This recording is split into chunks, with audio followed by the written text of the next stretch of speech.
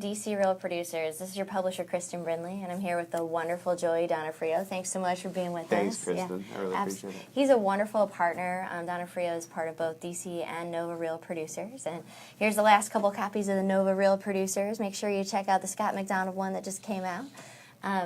And, you know, Joey he's a growth individual. I'm really excited to ask him questions about that. And, you know, did you always think that you would be an inspector, like, growing up? Like, tell us your story. Not at all. You know, I wanted to play baseball early on. And then when I got to college, I realized that probably wasn't going to happen. But I always was involved. I was a degree in finance, business administration. I remember going to entrepreneur seminars, listening to how people grew their businesses. And I just remember always being intrigued by that.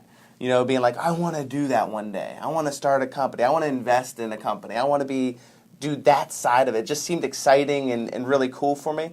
And it wasn't really until, you know, personal growth, when I fell into it. My dad started the home inspection company 17 years ago. And so I knew that was going to be my initial job out of college. I realized that junior, senior year that was going to be it. And it wasn't what I wanted to do. But in 2014, I graduated 2012. In 2014, me and my wife, she was my fiance at the time, girlfriend, we really started a personal growth journey. We met a couple who really harped on it, and this is why I'm such a big personal growth guy. If you listen to my podcast, the Joey Donofrio Show, you'll see that. I'm huge onto it because it changed my life. And it changed my life for the better, and I didn't realize that I had a vehicle already. You know, I was always searching, where am I going to find this business? What am I going to do next? And through personal growth, it opened my eyes to say, Joey, you have this vehicle. And I was so blessed and I'm so lucky that my dad just said, hey, if you have this vision, if you want to take this to the next level, go ahead. You know, so I'm so grateful for him. I wouldn't be here without him, for those of you that say that. I wouldn't be here without my parents. And I love my dad to death. He's my hero. But it's, you know, from my experience, it's so hard for business owners to let go, whether it's as you grow and you start hiring people. And for my dad just to do that and have so much trust in me to say, here, Joey, go, it just shows, wow, what an incredible person. And he's always there for me if I need him, of course. But I had this vehicle through personal growth. So if you're not growing personally, start. It will change your life. Well, I love the personal growth journey, and I'm on my own, and we were just at a conference at the same time together recently. Like, can you tell people about the Grant Cardone conference? So Grant Cardone, he's awesome. He says he's very authentic. Says a whole lot of stuff, right? He's the number one sales person in the world, and it's just, you know, I always try to go to a couple conferences a year at least. You know, if I could go to one every quarter, I think that's key because you can't. You know, conferences are great. There's a lot of information. But if you try to implement everything you learn at a conference, you're going to be lost because there's so much. You know, there's so much. But I always tell people, go to a conference, you implement 1 to 2 things. And that's why you go to another conference 3-4 months, 2-6 months later. Agree. So you can rehear some of the stuff and learn new stuff that you can now come back and implement into your business.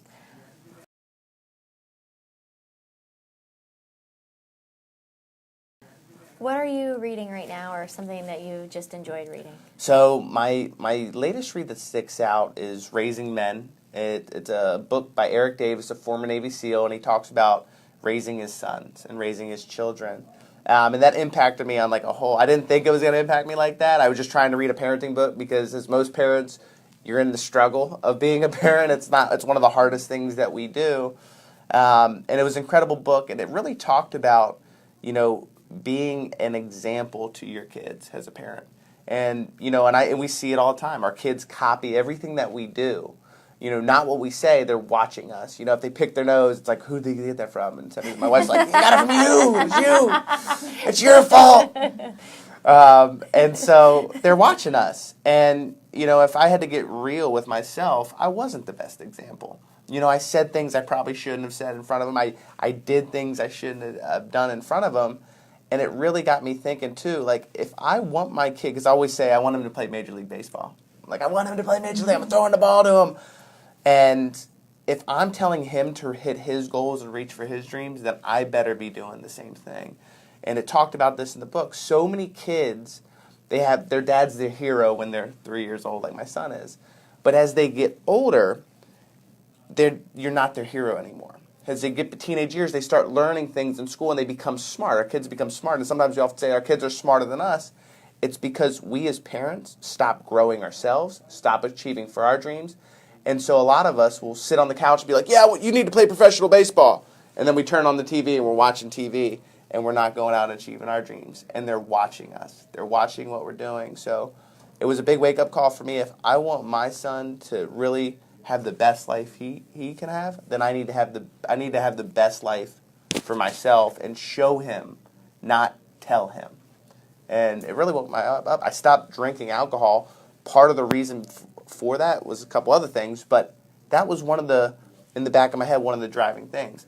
I don't want to have him see me just schlepping it up and having beers at a barbecue and being mouthy and all that stuff all the time. And I'm not perfect. I still am crazy. So for those of you that I'm still nuts, but I didn't want that. And I think that was one of the things that drove me to making that decision. Not that I'm against alcohol. I love it, but it was just a personal decision that I made for me, in part because of my kids too.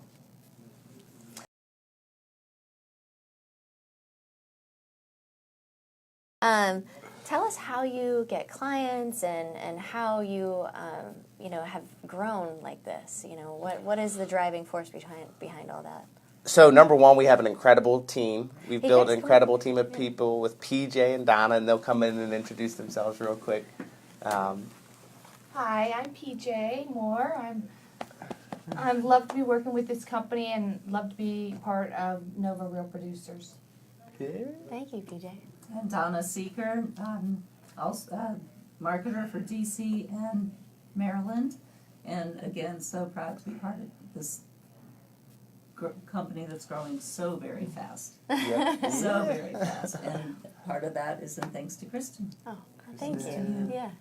Yeah. Thanks, you Thank you guys. guys. Thanks a lot. So hiring great people. Hiring great people is very key. And building, there are relationship builders. There are marketers. They go out, they meet realtors, they go to offices, and their whole goal is to build relationships. You look at what any of the top companies do in the world. They're great at customer service. They're great at building relationships. And it doesn't have to necessarily be one-on-one. It can be on social media. There's so many different avenues where we can build a relationship with people. I can't tell you how many times, and you probably get this a lot, where people think they know me. They've probably met me once or twice because of social media, because of podcasts, because it's the attention aspect of it, because that's a way of building relationships with people. They can get to know you, especially if you're authentic and real, and they meet you. I always tell people the suckiest thing in the world is you see somebody behind a screen, and then you meet them in person, and they're different. And you're just like, oh. Damn, I was following you, man. Now I'm not going to follow you anymore. But it's relationships, customer service, taking care of your customers, and also taking care of your internal customers. The way we deal with customers is very different.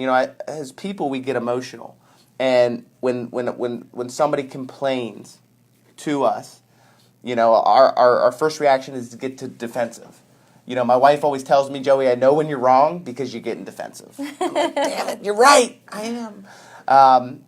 And so it's dealing with those complaints, hearing those complaints out, because you are going to get those from time to time. Any home inspector, any business that says they don't have people that are upset with their services is lying to you. You can't please everybody, but when that happens, it's how you deal with it that I think defines you, and making sure that you take care of those people, listen to them.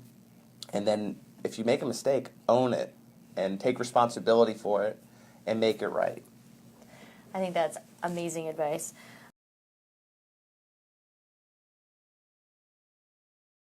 Are there any other secret weapons for advertising? Is there any other ways that you do get clients? So we partner with unbelievable companies, and for us to partner with a company, they got to share have the same mindset as us, have this be growth oriented, and have the same synergy level as we do. And that's mainly why we partner with Nova Real Producer. When I met Kristen, we had a connection, and I was like, wow, she's a great, unbelievable person, number one. She's trustworthy. She's building a great brand, and she's delivering a great service to us and elevating our industry. I think you really are you're bringing people together, and it's just, and every time we get together, it's awesome. So Thank you. We love doing the events with you guys. Yeah. And PJ and Donna definitely always are giving and participating and doing a great job at those events too. If you're not part of Nova Real Producers and you're in this industry, you need to be. It is a differentiator, especially the way that they're growing and what they're doing to serve others and to serve our industry. Thank you so much, Joe. Yeah, you're welcome.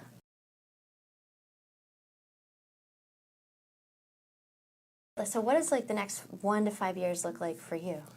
So a lot of different things, right now we're keeping the growth, and how we've done that is we promoted leaders from within our company.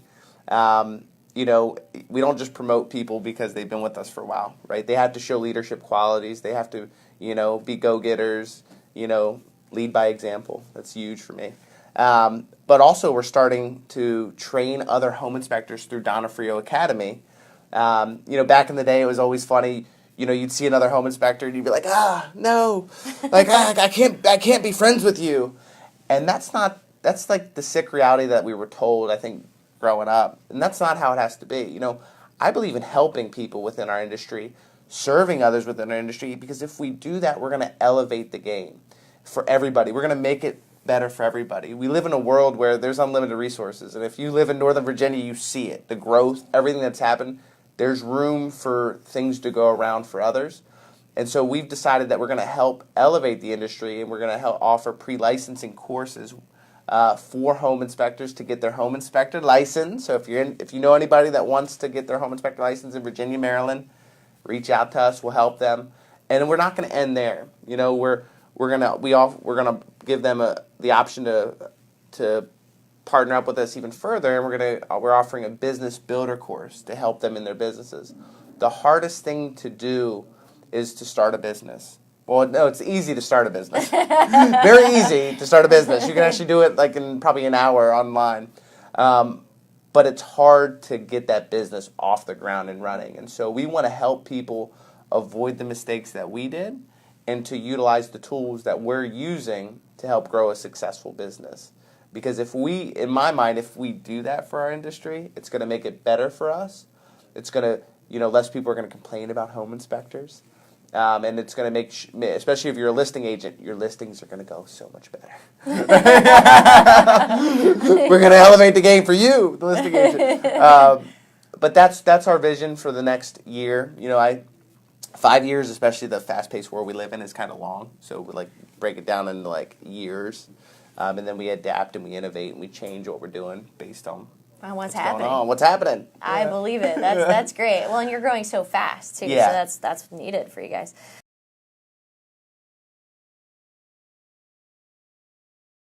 Do you have any tips for realtors working with inspectors in your industry? Yeah, so if you managing a home inspection, I think if you're working with a home inspector, sometimes we get a lot of complaints. Well, this home inspector, he finds this, he finds this. If you get two home inspectors in the same house, the reports are going to be somewhat different. But I always tell agents the big things should be the same. We're the big ticket items, but one inspector might make note of cosmetic issues, the other may not. So what can you do as an agent to make the home inspection less aggravating? Is you prepare your clients for the home inspection. Tell them what home ownership really is. And say the home inspection is, the whole goal of a home inspection is to avoid your clients moving in and spending thousands of dollars. But prepare them. They're going to move in and they're going to have to spend $100 here, $200 here. I did the home inspection on my own house. I did the inspection, then I hired another inspector to do it.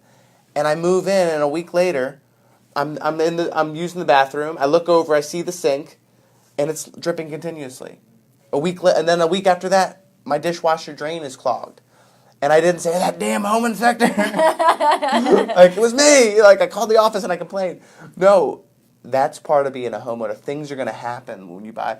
but my air conditioning didn't go out, but my heater didn't go out. I haven't had to spend thousands of dollars, but I've had to spend a couple hundred.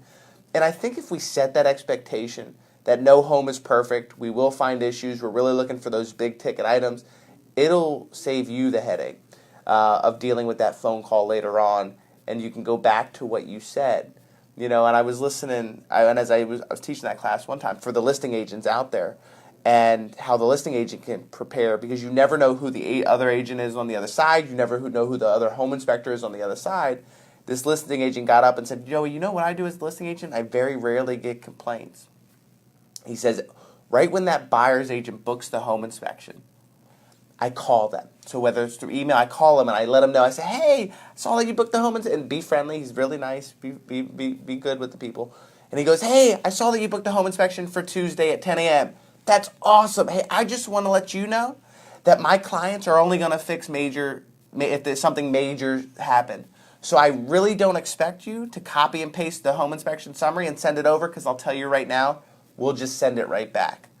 And I'm not saying that's the right thing to do, but what he's doing that is so key is setting an expectation.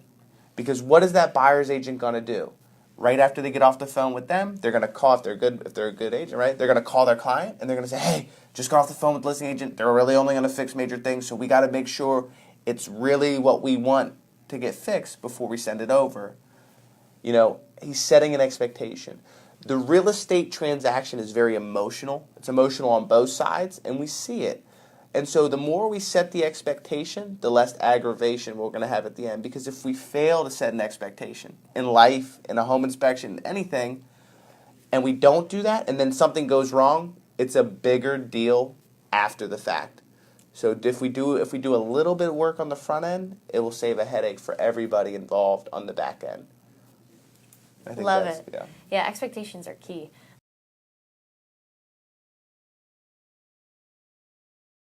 Do you have any books that you could recommend for people growing their business, growing their team? Do you have any favorites that you could give a quick recommendation? Yeah, so John Maxwell is the #1 leadership author in the world. I love him. I've heard him speak a couple times. He's awesome.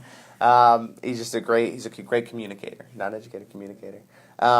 He wrote a book, Leadership. I haven't read that yet, but I did read The 5 Levels of Leadership. And incredible book if you're growing an organization. Incredible book if you're building a team. I think one of the biggest things that hold people back is leadership within their organization. Because if you don't have leadership, then you're not going to be able to build leaders beneath you to free up your time. Because in this business, people say, Joey, what do you do? Oh, you're running the company. Oh, you must be so busy. And I'm busy because I'm doing a lot of other things too, but I've promoted great people below me. I have an incredible team of people that I trust, that I can count on to do the work. I always tell individuals, if you have to micromanage somebody, you either didn't train them right or you hired the wrong person, or they shouldn't be a leader. So whenever we promote somebody or we hire somebody, and somebody has to watch them, or oh man, it's been 3 months and I'm still the first step we take is, okay, we didn't train them right. We need to go back and we need to train them how to do their job. If that doesn't work, then we've hired the wrong person. Then it doesn't work out, and we have to let them go and hire somebody that can fill their shoes. So leadership is key. Make sure you're promoting the right people. Don't promote based on how long they've been there, but actually if they have the leadership qualities. Our team lead right now, we promoted him to team lead, and I had an inspector that had been with us a little bit longer, and he was upset by it. And I said, look, this isn't the government. Right? It's not about how long you stay here, you get promoted. No, this is, if you show that you're a leader, you get promoted. I want to promote people who win and buy into the vision. But have a vision so they can grow into it. Because if they don't see your vision, if they don't feed off of you, if they don't buy into you as the leader, then that's going to be you're going to struggle to grow. You really are. But John Maxwell, 5 Levels of Leadership. Great book. I believe it's a pretty short read too. It's a couple hundred pages. Yeah, it's pretty. Yeah. Well, that's fantastic. Thank you so much, Joey. Yeah. Thanks for being here. Yeah, thanks, Chris. I really appreciate it. Yeah. Thank you so much. Yeah. Have a great day, everybody. Take care.